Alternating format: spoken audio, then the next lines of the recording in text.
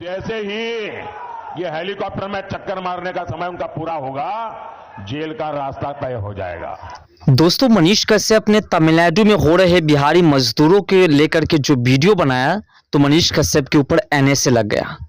यानी कि मनीष कश्यप ने दो राज्यों के बीच असंतुलन बनाने का प्रयास किया। मनीष कश्यप ने दो राज्यों के बीच दंगा फैलाने का काम किया। मनीष कश्यप ने दो राज्यों को आपस में एक दूसरे से लड़ाने का काम किया, जिसके कारण मनीष कश्यप के ऊपर तेजस्वी यादव ने कई एफआईआर दर्ज करवा दिए। कई एफआईआर दर्ज करवाने के बाद भी मनीष कश्यप को छोड़ा नहीं गया, बल्कि मनीष कश्यप के घर की कुर्की जब्ती करा दी गई। मनीष कश्यप को बिहार से तमिलनाडु भेज दिया गया और तमिलनाडु में मनीष कश्यप के ऊपर एनएसए लगवा दिया गया। एनएसए लगाने के बाद मनीष कश्यप को ऐसे सलाखों में रखा गया जहां पर मनीष कश्यप को काला पानी की सजा जैसी सजा मिलने लगी।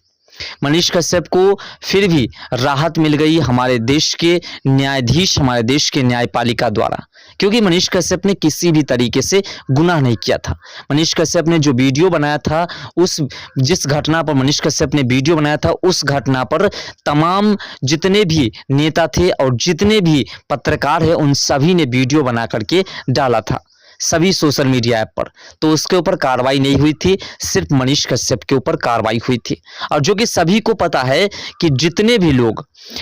भी लोग हैं वो बिहार से अलग राज्य में काम करने के लिए जाते हैं तो उसको उस क्षेत्र में प्रताड़ना करनी पड़ती है, उस क्षेत्र में उसके साथ जो है किसी न किसी तरह से अभद्रता होती है। लेकिन मनीष कश्यप ने वीडियो बनाया तो मनीष कश्यप के ऊपर एफआईआर दर्ज हो गई। अब जो है जिस प्रकार से तेजस्वी यादव ने पीएम मोदी को लेकर के, और पीएम मोदी को छोड़ दीजिए, गुजराती को लेकर के जो शब्द का इस्तेमाल किया है, क्या तेजस्वी यादव के ऊपर एफआईआर दर्ज नहीं होनी चाहिए? तेजस्वी यादव के ऊपर यूएपीए नहीं लगनी चाहिए? तेजस्वी यादव के ऊपर एनएसए नहीं लगनी चाहिए? तेजस्वी यादव के ऊपर तमाम जो धाराएं हैं, जैसे कि दो राज्यों को एक दूसरे से लड़ाते हैं, जैसे कि 153 बी, जैसे कि 294 ए, ये सभी धाराएं जो कि दो राज्यों के बीच दंगा फैलाने का काम करते हैं, क्योंकि तेजस्वी यादव की जो वाणी थी वो वाणी स्पष्ट रूप से दो राज्यों को एक दूसरे से लड़ाने के काम करने वाले थे। इसलिए उसके ऊपर एफआईआर दर्ज होनी चाहिए कि नहीं होनी चाहिए, ये सबसे बड़ी बात है। आखिर तेजस्वी यादव ने क्या कहा था उसको हम आगे विस्तार से समझने का प्रयास करेंगे, लेकिन आखिर जानेंगे कि तेजस्वी यादव ने उस शब्द का इस्तेमाल क्यों किया। दरअसल बात है कि पीएम मोदी पाटलिपुत्र में, बिहार की लोकसभा क्षेत्र जो है पाटलिपुत्र, वहां पर अपनी पार्टी के तमाम जो कैंडिडेट हैं उनके लिए प्रचार प्रसार कर रहे थे। इसी बीच जनता ने मांग किया कि जिस प्रकार से आपने दिल्ली में, झारखंड में घोटालेबाज को जेल के अंदर डाला, उन लोगों ने जिस प्रकार से घोटाले किए उसका आपने उसे पूरा वसूली कर लिया। ऐसे में बिहार में जो घोटालेबाज बैठे हुए हैं उसका क्या? इस पर पीएम मोदी ने कहा कि जब तक हेलीकॉप्टर का चक्कर काट रहे हैं, जब तक हेलीकॉप्टर चल रहा है, तब तक वो सेफ हैं, और जैसे ही हेलीकॉप्टर रुकेगी वैसे ही ईडी या सीबीआई द्वारा उसे गिरफ्तार कर लिया जाएगा। यानी कि कुल मिलाकर के पीएम मोदी ने साफ तौर पर कहा कि तेजस्वी यादव हेलीकॉप्टर का चक्कर काट रहे हैं। तेजस्वी यादव जो है लैंड फॉर जॉब स्कीम का जो है पूरी तरह से अपराधी है, क्योंकि उसे जो है ईडी और सीबीआई द्वारा कई समन भेजा जा चुका है। उसके पिता जो है चारा घोटाला के सजायाफ्ता मुजरिम है। ऐसे में उनके ऊपर ही पीएम मोदी ने ये वाणी बोली। इस पर तेजस्वी यादव ने साफ शब्द में कहा कि हम किसी गुजराती से डरते नहीं है, जो भी गुजराती जो करेगा, गुजराती से हम किसी प्रकार की कोई, मतलब गुजराती को उन्होंने तमाम तरह की अभद्र शब्द का इस्तेमाल कर दिया।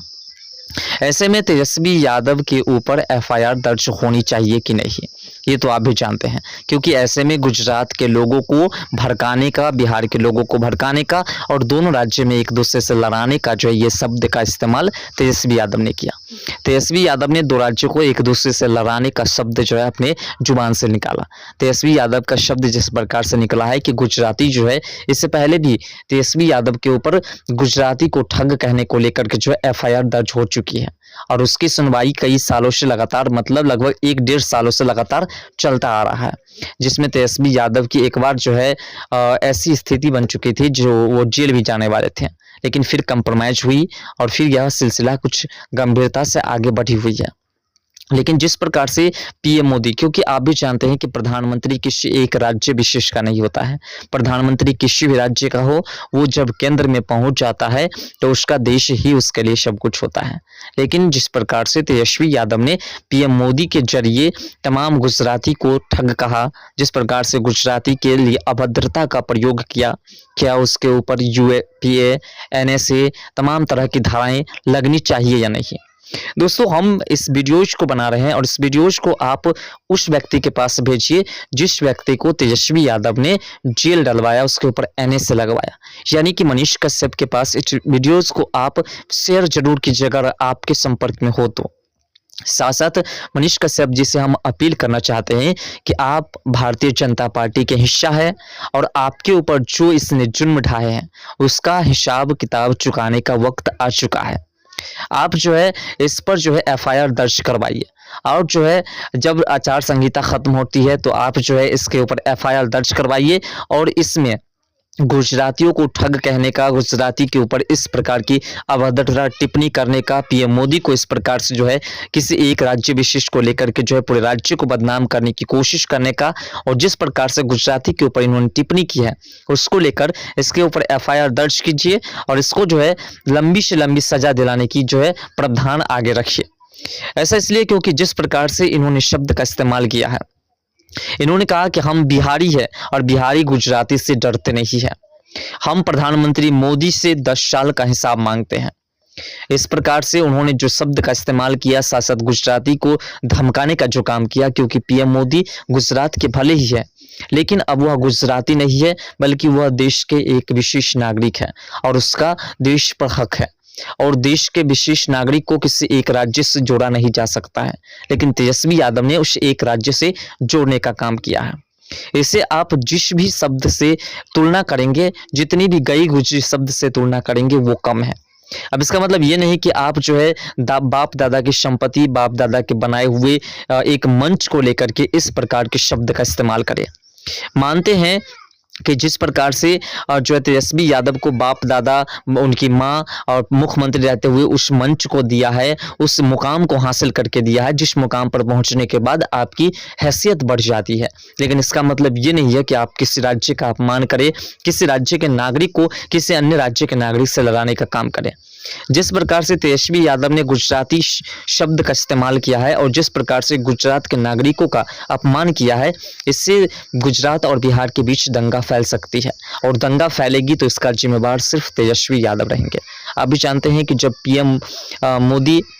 किसी भी राज्य में जाते हैं तो उस राज्य के नागरिक बन जाते हैं। मनीष कश्यप ने जब वीडियोस बनाए थे तमिलनाडु में बिहारी मजदूरों को लेकर के, तो मनीष कश्यप के ऊपर इल्जाम लगा कि मनीष कश्यप ने 2 राज्यों को एक दूसरे से लड़ाने का काम किया, दंगा फैलाने का काम किया है, जिसके लिए जो है तेजस्वी यादव ने मनीष कश्यप के ऊपर कई एफआईआर दर्ज करवा दी, कुछ समय गुजरा तो घर की कुर्की जब्त करवा दी और उसके बाद तमिलनाडु भेज करके एनएसए लगा दिया। ऐसे में इस व्यक्ति के ऊपर भी कार्रवाई वाजिब बनता है। फिलहाल आपको क्या लगता है, अपना राय कमेंट सेक्शन में जरूर दीजिएगा और इस वीडियोज को मनीष कश्यप जी लंग जरूर भेजिएगा, जिससे कि मनीष कश्यप जी उस व्यक्ति के ऊपर एफआईआर दर्ज करवा सके, उस व्यक्ति को सजा दिलवा सके जिन्होंने 2 राज्यों के बीच दंगा फैलाने के आरोप में मनीष कश्यप के ऊपर एफआईआर दर्ज करवाई थी, एनएसए लगवाई थी। अभी तेजस्वी यादव 2 राज्यों के बीच दंगा फैला रहे हैं और उसके ऊपर भी एफआईआर दर्ज होनी चाहिए और आप बीजेपी के नेता है और आपके पास वो अधिकार है। अब वह अधिकार आ चुका है, पावर भी आ चुकी है और आप जो है कार्रवाई कर सकते हैं। तो दोस्तों मिलते हैं नेक्स्ट वीडियो के साथ, तब तक के लिए बाय।